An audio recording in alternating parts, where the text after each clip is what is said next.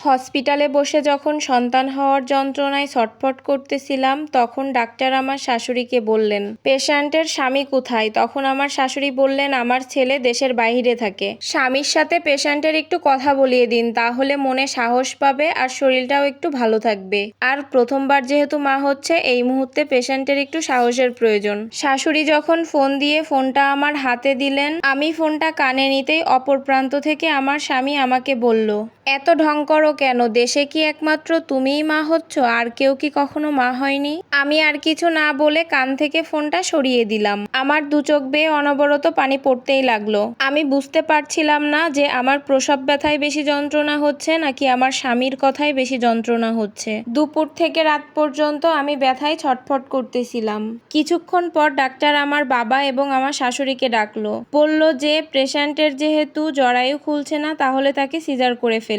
তা না হয় পেশেন্ট এবং অনাগত বাচ্চার দুজনেরই ক্ষতি হতে পারে। কিন্তু আমার শাশুড়ি কোনোভাবেই রাজি হচ্ছিল না। ডাক্তারকে বলছিল আরো কিছুক্ষণ অপেক্ষা করতে। কিন্তু যখন আমার বাবা আমার শাশুড়িকে বলছিল যে বিয়ান সাহেব, আমার মেয়েটার খুব কষ্ট হচ্ছে, আপনি এবার অনুমতি দিন, তখন আমার শাশুড়ি বলল, আচ্ছা ঠিক আছে, সিজারের যদি সব টাকা আপনারা বহন করতে পারেন তাহলে সিজার করে ফেলুন। শাশুড়ির মুখে একথা শুনে আমার বাবা মাথা নিচু করে রইলেন, কারণ আমার পরিবারের সামর্থ্য ছিল না এই সিজারের টাকা বহন করার। বাবার চোখ দিয়ে অনবরত পানি পড়তে লাগলো। একটা বাসায় দারোয়ানগিরি করে কোনো রকম ভাবে সংসারটা চালায়। তাছাড়া আমার দুইটা বোন আছে বিয়ের বাকি, তাদের জন্যও তো আমার বাবার চিন্তা করতে হয়। তখন বাবা মুখ কালো করে আমার কাছে চলে আসে। আমি তখন বাবাকে বললাম, বাবা আমি যদি ব্যথায় মরেও যাই তাহলে তুমি আমাকে সিজার করিও না। বাবা তখন চোখের জল মুছছিল আর আমার মাথায় হাত বুলিয়ে দিচ্ছিল। মারে, তোর কষ্ট তো আমি সহ্য করতে পারছি না।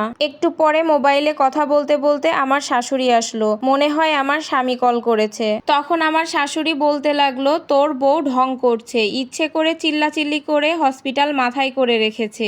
আমি নিজেও তো 5 সন্তানের মা হয়েছি, কখনো তো এমন ঢং করিনি। শাশুড়ি আমার স্বামীর সাথে ইনিয়ে বিনিয়ে নানানভাবে মিথ্যা কথা বলছিল। কর্মরত একজন ডাক্তার আমার শাশুড়ির এসব কথা শুনে ফেলেছিল। তখন উনি আমার শাশুড়িকে বললেন, নিজে মা হয়েছেন আর বুঝছেন না মা হওয়ার যন্ত্রণা কতখানি? একটা মেয়ে ব্যথায় ছটফট করছে আর আপনার কাছে মনে হচ্ছে সে ঢং করছে? এত লো মেন্টালিটি কেন আপনার? এই মুহূর্তে যদি সিজার না করানো হয় তাহলে কিন্তু মা সন্তান দুইজনই মারা যেতে পারে। তখন হসপিটালের পক্ষ থেকে আপনার আর আপনার সন্তানের বিরুদ্ধে কিন্তু মামলা করা হবে। ডাক্তারের এই হুমকি শুনে তখন শাশুড়ি ভয়ে সিজারের অনুমতি দিল। কিছুক্ষণ পর আমাকে সিজার করানোর জন্য নিয়ে গেল।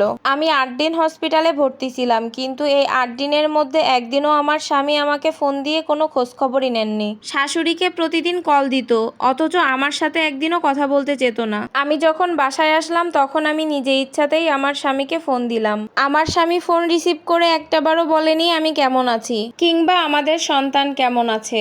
স্বামীর প্রথম কথা ছিল হচ্ছে, আমি বিদেশ আসার সময় তোমার হাতে 9,000 টাকা দিয়ে এসেছিলাম, সেই টাকা তুমি কি করেছো তার হিসাব দাও। আমি ফোনটা কানে রেখে তখন অবাক হয়ে আমার স্বামীর কথা শুনছিলাম আর নীরবে শুধু চোখের জল ফেলছিলাম।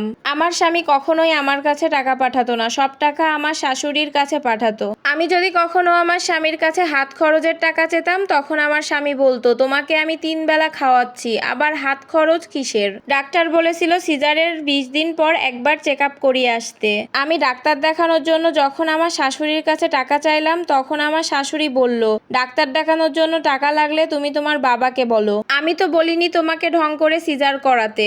এখন 2 দিন পর পর তোমার ডাক্তারের কাছে যাওয়া লাগবে আর টাকা আমার দেয়া লাগবে, সেটা তো হবে না। আমি তোমার পিছনে একটা টাকাও খরচ করতে পারবো না। শাশুড়ির এমন কথা শুনে আমি আর কিছু না বলে আমার রুমে চলে আসলাম। বাধ্য হয়ে বাবাকে ফোন করে বললাম, বাবা আমার কিছু টাকা লাগবে, আমার ডাক্তার দেখানোটা খুবই জরুরি। তখন বাবা উত্তর দিল, বিয়ের আগেও তোর খরচ বহন করতাম, বিয়ের পরেও যদি তোর খরচ বহন করতে হয় তাহলে তোর বিয়েটা দিয়ে লাভটা কি হলো আমার? তোর বোঝা উচিত তোর এখন বিয়ে হয়ে গেছে, তোর উপরে আমার কোনো দায়ভার নেই আর। আমি বাবার এই কথা শুনে ফোনটা রেখে দিলাম। আমি নীরবে অনেকক্ষণ কাঁদলাম আর মনে মনে ভাবলাম, আজ যদি বাবা বলতো আমার কাছে টাকা নেই, আমি দিতে পারবো না, তাহলে হয়তো আমি কষ্টটা পেতাম না। কিন্তু বাবা যখন বলল আমার প্রতি তার আর কোনো দায়ভার নেই, তখনই কষ্টটা পেলাম। বিয়ের পর সত্যিই মেয়েরা বাবার বাড়ি থেকে পর হয়ে যায়। সিজার করার 45 দিন পর পর্যন্ত কাজকর্ম খুবই সাবধানে করতে হয়, কিন্তু সিজার করার পর বাড়ি আসার পর পর থেকে শাশুড়ি আমার প্রতি কাজের মাত্রা